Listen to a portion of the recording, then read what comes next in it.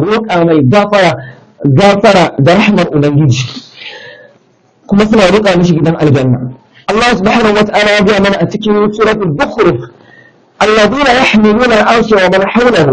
alladhina yahmiluna al-arsha mala'ikun da suke ɗauke da al'arshi wa man hawlahu da mala'ikun da suke kewayen al'arshi yusabbihuna bihamdi rabbihim suna tasbihi tare da gode wa ubangijinsu wa yu'minuna bi kuma suna imani da shi wa yastaghfiruna lil ladina amanu kuma suna roƙa wa masu imani gafarar Allah suna cewa rabbana wasi'ta kulli shay'in rahmatan wa ilma rabbana ya ubangijinmu wasi'ta kulli shay'in rahmatan wa ilma ilminka da rahmarka ta rubuta komai da komai faghfir lil ladina tabu ya Allah ka gafarta wa waɗanda suka tuba wattaba'u sabilak suka bi hanyarka suka bi tafarkinka wa qina azabal jahim ya Allah ka kare su daga azabar jahim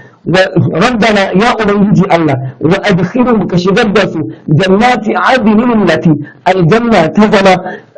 عدن التي وعدتهم واتك القور تامسوا ومن صلح من آبائهم لوأنا دمجرت التوتك إياه وأزواجهم دمات يوسو والذرياتهم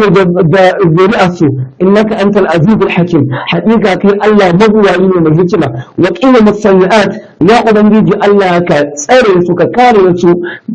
daga riskar munanan ayyukansu wa man taqis sayyi'at duk wanda Allah ka dare shi daga riskar munanan ayyukansa yawa idan a wannan rana ta kiyama faqad rahimta haqiqa Allah kan mishi rahama wa zalika huwa al-fawz al-azim haqiqa hakan shine falala mafi girma mu duba fa mu ga anan mala'ikun Allah hamalatul arshi sune waɗanda suke roƙa wa mu'minai waɗanda suka koma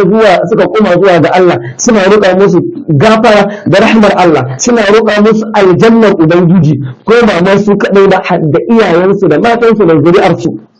yankin dan uwa me muke bukata wanda ya wuce wannan babu wata rahma wacce